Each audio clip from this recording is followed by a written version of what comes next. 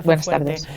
Vamos a seguir con más cosas en Levante en Directo, porque hoy nos acompaña Tomás González Cruz con su sección Sostenibilidad para Todos. ¿Qué tal, Tomás? Bienvenido, ¿cómo estás? Muy bien, encantado de estar aquí otra vez con vosotros. Hoy vamos a hablar, a comentar un par de noticias que creo que son muy interesantes, ¿no? Si te parece. La primera de ellas, voy a leer el titular: Europa vuelve a marcar un hito en el camino hacia la sostenibilidad con la aprobación de la Directiva sobre diligencia debida de las empresas en materia de sostenibilidad. Parece algo importante, pero desde luego tenemos que conocer de qué se trata, qué es esto. Explícanos para que todos lo entendamos, qué es esto de la diligencia debida de las empresas. Muy bien, bueno, para empezar vamos a hablar de qué es la diligencia debida de una manera muy sencilla, ¿no? Y casi que el mejor modo de explicarlo es con un contraejemplo. Muchas veces decimos que nadie toma medidas hasta que no pasa alguna desgracia. ¿Cuántas veces no habremos oído eso? Pues bueno, la diligencia debida es justamente todo lo contrario.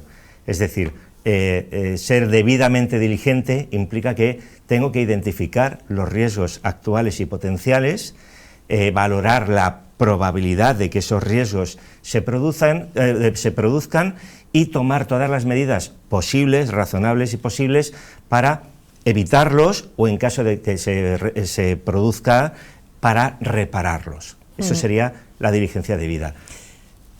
¿Podríamos ver un ejemplo para saber más concretamente de qué se trata? Sí, claro, pues mira, sin poner nombres concretos, pero empresas muy importantes, líderes nacionales e internacionales, por ejemplo, del sector textil y españolas, que a lo largo de todas sus fábricas, con independencia de donde estén ubicadas, dentro o fuera de la Unión Europea, y no solo eso, a lo largo de toda su cadena de suministradores, tratan de identificar cuáles son los riesgos relacionados, por ejemplo, con los derechos laborales, y se aseguran, tienen planes para asegurarse que en todas sus plantas, pero insisto, no solo en todas sus plantas, sino en todos sus proveedores, tanto directos como indirectos, hay derechos de negociación colectiva o se pagan salarios dignos.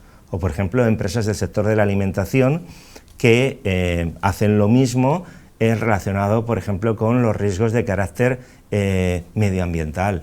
Es decir, tratan de identificar qué podría salir mal en términos medioambientales, dónde están los riesgos, y establecen planes para mitigarlos o planes de contingencia para actuar en caso de que se produzcan.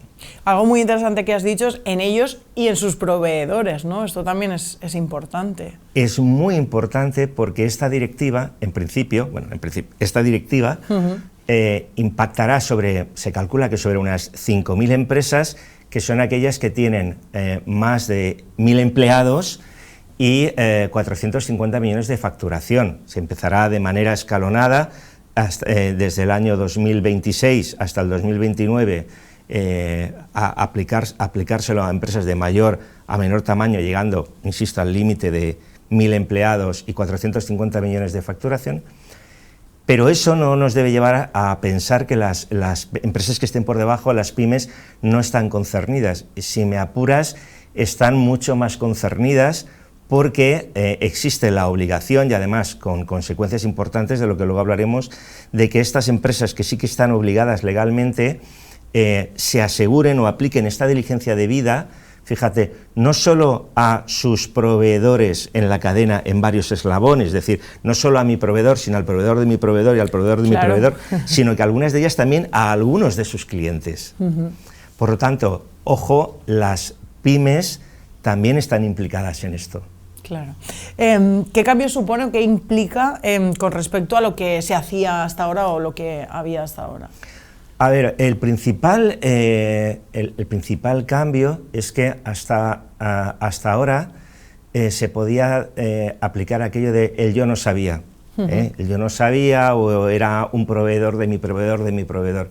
Esto ya no vale. Es decir, ahora estás obligado a saber, estás obligado a identificar, estás obligado a valorar, estás obligado a conocer, estás obligado a evitar y estás obligado a reparar y a tener planes que además hay que comunicar y que hay que revisar periódicamente. Muy importante también esa identificación de riesgos tiene que venir avalada por terceras partes que te tienen que ayudar a hacer esas identificaciones.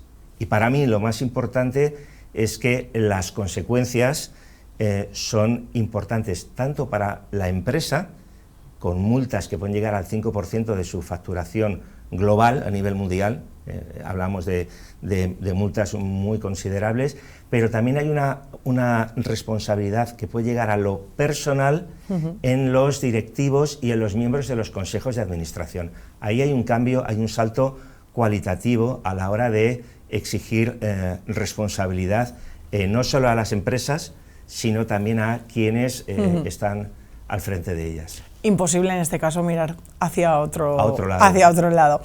¿Por qué ahora? ¿Por qué se toma esta medida ahora? A ver, esta medida es, yo diría que la culminación de todo un programa. Recordemos que en verano tenemos elecciones al Parlamento Europeo, ¿no? Entonces, en esta legislatura que se termina, a nivel europeo, se han ido tomando una serie de medidas, se ha ido diseñando un entramado de directivas, de normas que fomentan la sostenibilidad. Es decir, Europa está embarcada y empeñada en ser líder, en ser locomotora en términos de sostenibilidad, que como hemos recordado siempre, implica ya, siempre que hablemos de sostenibilidad, social y medioambiental, va todo junto en el mismo pack. Entonces digamos que esta directiva es como la clave de cúpula, la clave de bóveda que cierra todo ese entramado a la hora de fomentar por un lado la sostenibilidad, pero por otro lado ya exigirla.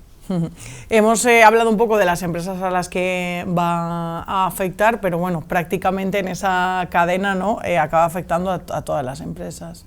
A todas, y esto es importante, ¿vale? Que lo tengamos claro, lo decimos siempre que tenemos la oportunidad de hablar, es decir, las pymes es importante que no tomen una posición reactiva, que esperen a que alguien venga a decírselo.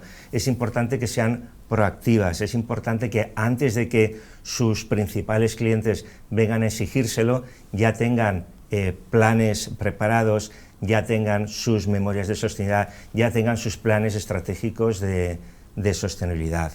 Entonces, en ese sentido, desde la academia, desde las universidades y desde la administración pública, lo que tenemos que hacer y lo que estamos haciendo es ayudarles y facilitarles a que empiecen a transitar ese camino. Aquí en España, ¿cómo están las empresas respecto a esta directiva? Estamos bastante bien respecto al resto de Europa. Por ejemplo, si tomamos las empresas del IBEX 35, es decir, lo más de lo más, el 77% ya están haciendo planes de debida diligencia y digamos que un 71% ya incluso tienen planes muy calibrados, muy exactos de valoración e identificación de sus riesgos. Si hablamos de las cotizadas, básicamente alrededor del 48, del 50% están ya haciendo planes de debida diligencia. Por lo tanto, estamos razonablemente bien posicionados. De lo que se trata ahora es que a partir de esta normativa empecemos a profundizar, aquellos que ya han empezado a profundizar y a mejorar lo que se está haciendo, y sobre todo, vuelvo a insistir, las pymes tienen que adelantarse y empezar a ser proactivas en este tema. Y para eso, como tú bien decías, hay que echarles un cable a conseguirlo. Y hablábamos también de otra noticia que queríamos comentar hoy, porque bueno, pues está en marcha la primera edición de los premios a mejor trabajo de fin de máster y fin de grado sobre sostenibilidad de la Cátedra de Empresa y Humanismo de la Universidad de Valencia. Esto es importante, ¿no, Tomás? ¿En qué consiste este premio? Y bueno, ¿y por qué, no?, de su importancia, como decíamos. Pues primero te voy a contar en qué consiste. La verdad es que estamos muy contentos, y luego por qué es importante.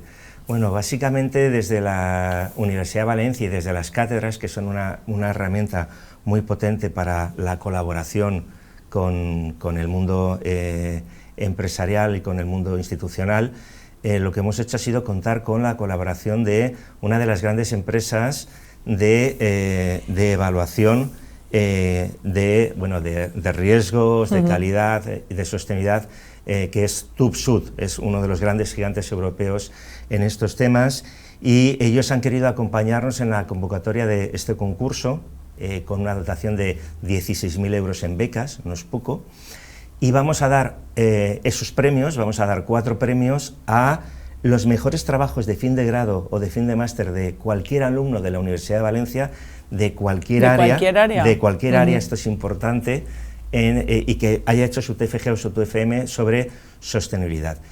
¿Por qué es importante? Porque tenemos que ir concienciando desde ya, desde las etapas, bueno, desde cualquier etapa educativa, pero desde la universidad, tenemos que concienciar a nuestros alumnos, sobre todo nosotros que somos una universidad, un estudio general, una universidad transversal, les tenemos que concienciar que con independencia de lo que estén estudiando, pueden contribuir profesionalmente a la mejora de la sostenibilidad y que además tienen un futuro profesional de empleabilidad muy importante y además muy ilusionante. Premiar la sostenibilidad, pues desde que estamos finalizando, ¿no?, nuestros estudios, está muy bien. Sí. ¿La responsabilidad social y la sostenibilidad son una oportunidad laboral para los recién titulados? Totalmente, totalmente. Es decir, lo venimos diciendo, las empresas de todos los tamaños tienen que empezar o tienen que afianzar todo lo que están haciendo en términos de sostenibilidad, de debida diligencia, pero es que además se van a generar oportunidades en términos de profesionales que van a hacer falta para precisamente generar esos informes de tercera parte, validar y verificar las memorias de sostenibilidad. Por tanto, en el campo de la sostenibilidad hay un futuro de empleo y además de empleo ilusionante, de calidad y con un impacto positivo. Y para mí lo más importante es que con independencia de que estés estudiando una carrera de letras, una carrera de sociales, una carrera de ciencias, hay hueco para ti, porque la sostenibilidad al final es una cuestión de carácter transversal en que hacen falta un conjunto de conocimientos bastante amplio. Entonces, sí, bueno, ahora que hay que tomar decisiones ya, porque están aquí las pruebas de la EBAU y tal, ¿qué tendría que estudiar alguien para dedicarse a esto de la sostenibilidad? Bueno, a nivel de grado, yo lo que les diría es que estudien lo que les guste. Luego ya, cuando lleguemos a los niveles de máster o de especialización profesional, es cuando van a poder optar a formación especializada y de alta empleabilidad. Precisamente los premios son en forma de beca, porque sabemos que los estudiantes que accedan a esos 4 premios y que sigan los cursos con los que se les premia van a tener, como te lo diría, pues no solo empleo asegurado, sino que van a tener más de una oferta de empleo. Eso está, bueno, en estos tiempos yo creo que es algo absolutamente maravilloso y es una fantástica manera de incitar a los alumnos con estas becas. Muchísimas gracias una semana más por traernos tanta información. A vosotros. Gracias. Muchas gracias.